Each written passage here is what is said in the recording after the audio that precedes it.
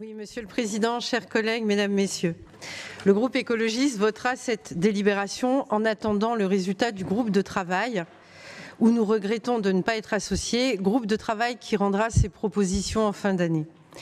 Chef de file en matière de politique de solidarité, il est pertinent que les départements du Nord se positionnent sur le pilotage de la feuille de route numérique ensemble et de l'appel à manifestation d'intérêt porté par l'Agence nationale de cohésion des territoires.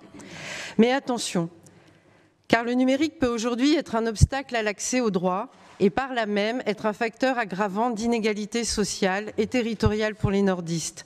On le sait, le numérique c'est bien pour celles et ceux qui savent s'en servir. Alors oui, pour faciliter l'accès au numérique, mais tout en maintenant un accueil physique de qualité.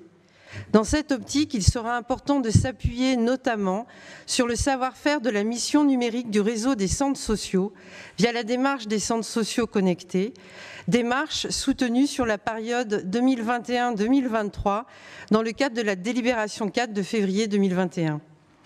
Permettez-moi ici de vous parler du beau projet du centre social Marcel Bertrand, un des centres sociaux du quartier Moulins de la ville de Lille, le cyclo-trotteur.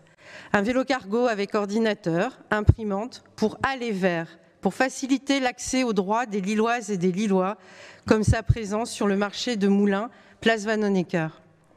Il nous semble également cohérent que cette feuille de route soit articulée au futurs DASP, schéma départemental d'amélioration de l'accessibilité des services publics du Nord.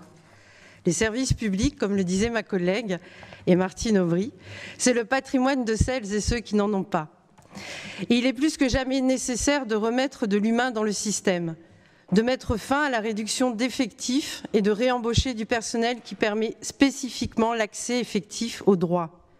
Des moyens humains qui permettent d'aller vers, qui permettent de déclencher les droits et non de nouveaux intermédiaires qui ne seraient pas toujours en mesure d'apporter des réponses et des solutions directes aux personnes qui les sollicitent.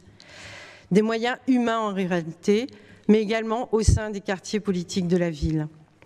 Dès décembre 2021, le groupe écologiste, par la voix de Laurent Perrin, tout en affirmant bien sûr son attachement aux services publics de proximité, gage de cohésion sociale et territoriale, rappelait que les services publics ont un rôle essentiel pour assurer l'égale présence et qualité des services techniques et sociaux dans tous les domaines où les différences techniques, économiques, environnementales, culturelles ou sociales entraînent une discrimination.